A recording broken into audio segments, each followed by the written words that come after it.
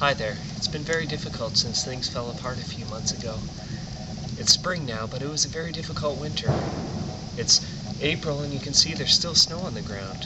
Fortunately, before this all happened, my wife and I and some of our friends, we took prepping seriously, and we still have, even though it's been several months since it happened, lots of beans, rice, pasta. One of the commodities, though, that we have run out of recently in the last couple of weeks is sugar. It's been difficult since that happened.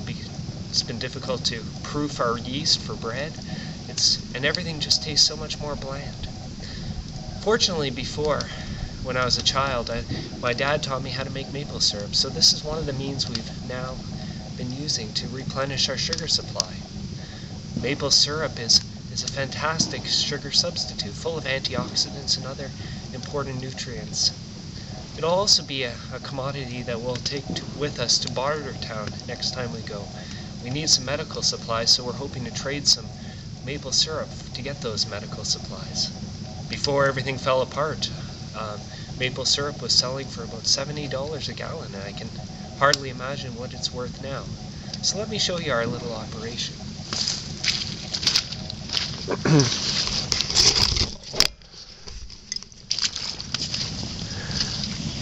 As you can see here, I've got the sap boiling in the 2x4 pan that my father-in-law made for me.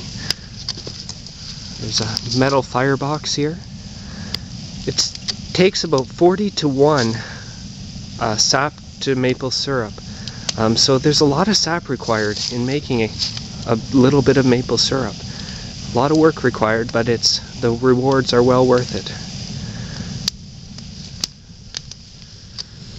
As you can see over here, these are some of the maple trees we tapped. If you're not fortunate to have maple trees, you can even tap birch. I've never done it myself, but there is sugar content in the sap of birch.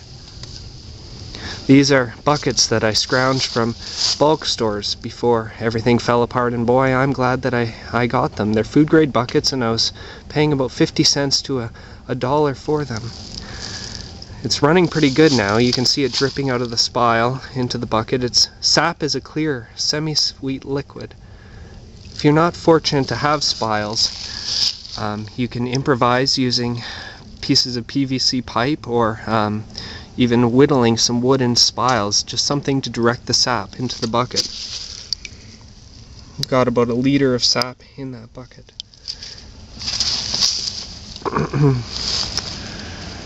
So it's a lot of work to get everything set up. If you're not fortunate to have a pan like this, you could even improvise by using canning pots or some kind of pot over an open fire. That'll work.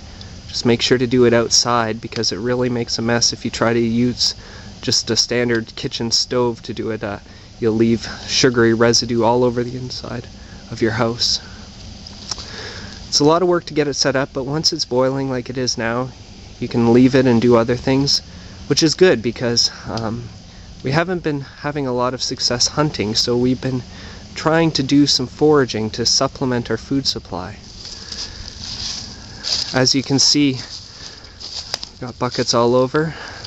While I was setting out buckets, I noticed some of these plants right here.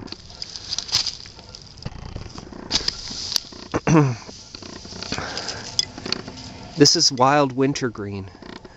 It's a minty tasting leaf that can be used to make teas. It's got a red berry that can be used to make jams. So this is just one of the many wild edibles that we're blessed to have on our property.